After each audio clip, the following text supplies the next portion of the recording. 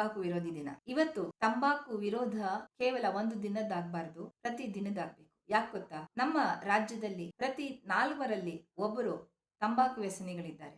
ಇಡೀ ದೇಶದಲ್ಲಿ ಸುಮಾರು 26ರಿಂದ 27 ಕೋಟಿ ಜನ ತಂಬಾಕು ವ್ಯಸನಿಗಳಿದ್ದಾರೆ. ಕಿದ್ವಾಯಿ ಆಸ್ಪತ್ರೆಯಲ್ಲಿ ಬರುವಂತಹ ಕ್ಯಾನ್ಸರ್ ಪೀಡಿತರಲ್ಲಿ, ಅದರಲ್ಲಿ ವಿಶೇಷವಾಗಿ ಪುರುಷರಲ್ಲಿ ಕ್ಯಾನ್ಸರ್ಗೆ ಸಂಬಂಧಪಟ್ಟ ಮೂಲ ತೊಂದರೆ ಎಲ್ಲಿಂದ ಶುರುವಾಗುತ್ತೆ ಅಂದರೆ 40% ಕೇಸುಗಳಲ್ಲಿ, ನೆನ್ಪಿಟ್ಕೊಳ್ಳಿ, 40% ಕೇಸುಗಳಲ್ಲಿ ತಂಬಾಕೇ ಮೂಲ ಆಗಿರುತ್ತೆ. ಈ ಅಧ್ಯಯನಗಳನ್ನ ಇಟ್ಕೊಂಡು ನೋಡೋದಾದ್ರೆ ತಂಬಾಕಿನ ವ್ಯಾಪ್ತಿ ವಿಸ್ತಾರವಾಗಿದೆ ಅನ್ನೋದನ್ನ ನಾವು ಅರ್ಥ ಮಾಡ್ಕೋಬೇಕು.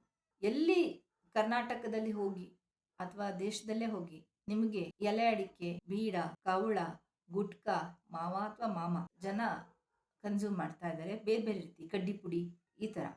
ಒಟ್ನಲ್ಲಿ ತಂಬಾಕಿನ ಸೇವನೆ ತುಂಬಾ ಅಗಾಧವಾಗಿದೆ. ಈ ತಂಬಾಕು ಸೇವನೆಯಿಂದ ಕೇವಲ ಸಿಗರೇಟ್ ಸೇದೋದ್ರಿಂದ ಸೆಕೆಂಡರಿ ಏನು ಸೇವನೆ ಇದೆಯಲ್ಲ, ಮನೇಲಿರೋರು ಮಕ್ಕಳಿಗೆ, ಹೆಂಡತಿಗೆ, ಯಾರ್ಯಾರು ಹತ್ರ ಇರ್ತಾರ ಅವ್ರಿಗೆಲ್ಲರಿಗೂ ಸೆಕೆಂಡರಿ ಸ್ಮೋಕ್ ಹೋಗುತ್ತೆ. ಈ ತರ ಸಿಗರೇಟ್ ಬಿಟ್ಟು ತಂಬಾಕು, ಬೇರೆ ಕಡ್ಡಿ ಪುಡಿ, ಈ ತರದೆಲ್ಲ ರೀತಿ ಸೇವನೆ ಮಾಡ್ತಾರಲ್ಲ, ಆ ಸೇವನೆ ಮಾಡೋದ್ರಿಂದ ಸಾಕಷ್ಟು ದೈಹಿಕ ಆರೋಗ್ಯ ಕೆಡುತ್ತೆ. ಯಾವ್ದಾವ್ದು ಲಂಗ್ಸು ಎಲ್ಲ ಕಡೆ, ಒಟ್ಟಿನಲ್ಲಿ ದೇಹದಲ್ಲಿ ನಿರ್ಜಲತೆಯನ್ನ ಮೂಡಿಸುತ್ತೆ ಈ ತಂಬಾಕು ಸೇವನೆ. ಆವಾಗ ಏನಾಗುತ್ತೆ, ಡಿಹೈಡ್ರೇಟ್ ಆದಂತಹ ದೇಹ ಬೇಗ ಬೇಗ ಎಲ್ಲಾ ರೋಗಗಳನ್ನ ಕ್ಯಾಚ್ ಮಾಡ್ಕೊಳ್ತಾ ಹೋಗುತ್ತೆ, ಉರಿಯೂತ ಸ್ಟಾರ್ಟ್ ಆಗುತ್ತೆ ಒಳಗಡೆ ಎಲ್ಲ. ಸೊ ಈ ತರ ಬೇರೆ ಬೇರೆ ಪರಿಣಾಮಗಳನ್ನ ನಾವು ಕಾಣ್ತೀವಿ ವೈದ್ಯಕೀಯವಾಗಿ. ಆದ್ರೆ ಮಾನಸಿಕವಾಗಿಯೂ ಕೂಡ ಇದು ಚಿತ್ತ ಚಾಂಚಲ್ಯ, ಬೇರೆ ಬೇರೆ ರೀತಿಯ ಡೋಪಮೈನ್ ಮಾನಸಿಕ ಸಮಸ್ಯೆಗೂ ಕೂಡ ಇದು ಕಾರಣ ಆಗುತ್ತೆ. ಕಾನ್ಸಂಟ್ರೇಷನ್ ಇರೋದಿಲ್ಲ ಇದಿಲ್ಲ ಅಂತಂದ್ರೆ, ಅದನ್ನ ಹಾಕೊಂಡ್ರೆ ಒಂಥರ, ತೆಗೆದ್ರೆ ಒಂಥರ, ಬಿಟ್ರೆ ಒಂಥರ. ಒಟ್ನಲ್ಲಿ ಇದು ಒಂಥರ ಡ್ರಗ್ ಅಡಿಕ್ಷನ್ ತರ ಅನ್ಬಹುದು.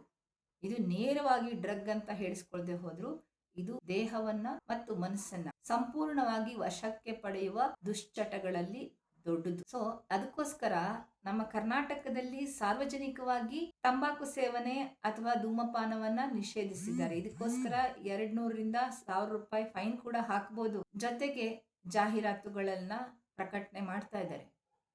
ಇದೇ ಸಂದರ್ಭದಲ್ಲಿ ವ್ಯಂಗ್ಯ ಅಂದ್ರೆ ತಂಬಾಕು ಬೆಳೆಯನ್ನ ನಿಷೇಧಿಸೋದಿಲ್ಲ, ವಾಣಿಜ್ಯ ಬೆಳೆಯಾಗಿ ಅದರ ಬೆಳೆಯನ್ನ ಪ್ರೋತ್ಸಾಹ ಮಾಡ್ತಾ ಇದ್ದಾರೆ. ಲೈಕ್ ಗಾಂಜಾ ಅಥವಾ ಬೇರೆ ಬೇರೆ ರೀತಿಯ ಮಾದಕ ಸಸ್ಯಗಳೇನಿರ್ತವೆ, ಗಾಂಜಾ ಅಲ್ಲ, ಅದನ್ನ ಬ್ಯಾನ್ ಮಾಡಿದ ಹಾಗೆ ತಂಬಾಕನ್ನ ಸರ್ಕಾರಗಳು ಬ್ಯಾನ್ ಮಾಡ್ತಾ ಇಲ್ಲ. ಅದೇ ರೀತಿ ಇವುಗಳ ವ್ಯಾಪಾರವನ್ನ ನಿಯಂತ್ರಿಸ್ತಿಲ್ಲ.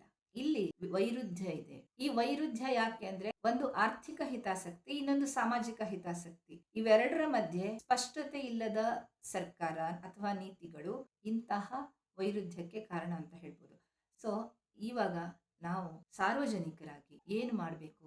ಮೊಟ್ಟ ಮೊದಲನೇದಾಗಿ ಆರೋಗ್ಯದ ಕಡೆ ಗಮನ ಕೊಡಬೇಕು. ಇನ್ನೊಂದು ಅಧ್ಯಯನದ ಪ್ರಕಾರ ಇತ್ತೀಚಿನ ವರ್ಷಗಳಲ್ಲಿ ತಂಬಾಕು ಸೇವನೆಯಿಂದ ತೀವ್ರ ಪ್ರಮಾಣದಲ್ಲಿ ಫಲವತ್ತತೆ ಕೂಡ ಕಡಿಮೆ ಆಗ್ತಾ ಇದೆ.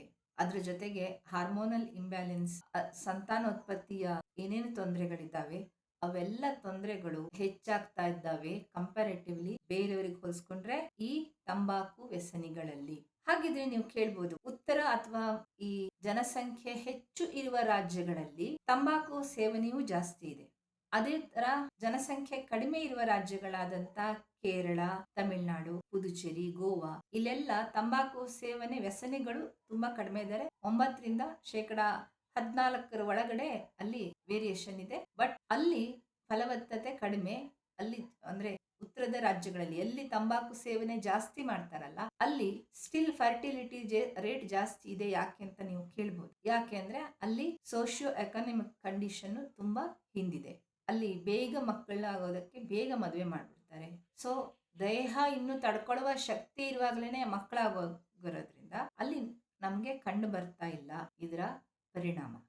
ಇಲ್ಲಿ ಸೋಶಿಯೋ ಎಕನಾಮಿಕ್ ಕಂಡೀಷನ್ ಚೆನ್ನಾಗಿದೆ, ಹೆಣ್ಮಕ್ಳಿಗೆ ಶಿಕ್ಷಣ ಇದೆ, ಕುಟುಂಬ ಆರೋಗ್ಯ ವ್ಯವಸ್ಥೆ ತುಂಬಾ ಸುಧಾರಿಸಿದೆ. ಇದರಿಂದಾಗಿ ಜನಸಂಖ್ಯೆ ಇಲ್ಲಿ ದಕ್ಷಿಣದ ರಾಜ್ಯಗಳಲ್ಲಿ, ಎಸ್ಪೆಷಲಿ ತಂಬಾಕು ವ್ಯಸನ ಕಡಿಮೆ ಇರುವ ರಾಜ್ಯಗಳಲ್ಲಿ ಜನಸಂಖ್ಯೆ ಕಡಿಮೆ ಇದೆ. ಆದ್ರೆ ವೈದ್ಯಕೀಯ ಅಧ್ಯಯನಗಳ ಪ್ರಕಾರ ಯಾರು ತಂಬಾಕು ವ್ಯಸನಗಳಾಗಿರ್ತಾರೋ ಅವರಲ್ಲಿ ಫಲವತ್ತತೆಯ ಶಕ್ತಿ ತುಂಬಾ ಕಡಿಮೆಯಂತೆ.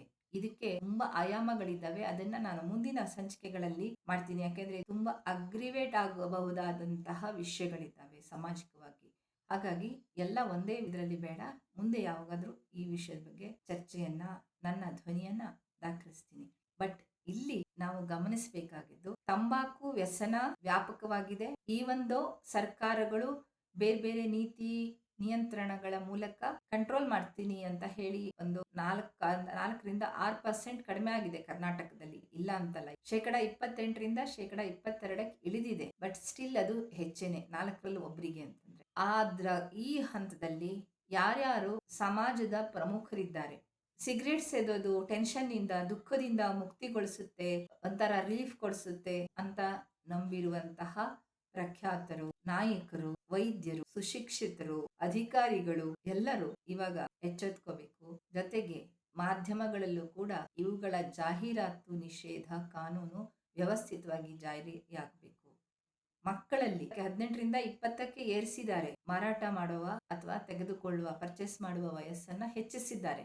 ಆದಾಗ್ಯೂ ಕೂಡ ಮಕ್ಕಳಲ್ಲಿ ಈ ಒಂದು ಚಟ ಆರಂಭ ಆಗೋದು ನಿಯಂತ್ರಣಕ್ಕೆ ಬಂದಿಲ್ಲ.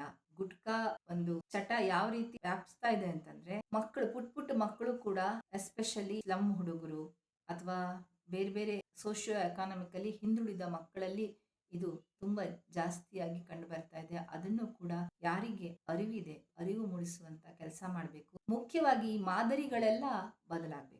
ಪ್ರಖ್ಯಾತರು, ಮಾದರಿಗಳು, ಜನಪ್ರಿಯರು ಬದಲಾದ್ರೆ ಅವ್ರನ್ನ ಫಾಲೋ ಮಾಡೋರು ಬದಲಾಗ್ತಾರೆ. ಸೊ ಇಷ್ಟೇ ಆಗಿತ್ತು ಈ ಒಂದು ನನ್ನ ಧ್ವನಿ.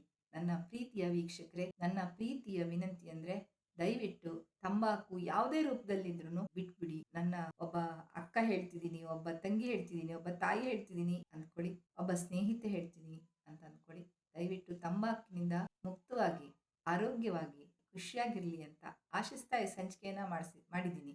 ಇದು ನಿಮ್ಮ ಧ್ವನಿಯೂ ಆಗಿದ್ರೆ, ನಿಮಗೂ ಹೌದು ಅಂತ ಅನಿಸಿದ್ರೆ ದಯವಿಟ್ಟು ನಿಮ್ಮ ಅಭಿಪ್ರಾಯಗಳನ್ನ ಹೇಳಿ. ಮುಂದಿನ ಸಂಚಿಕೆಯಲ್ಲೂ ಜೊತೆಯಾಗಿರಿ. ಸಿಗ್ತೀನಿ.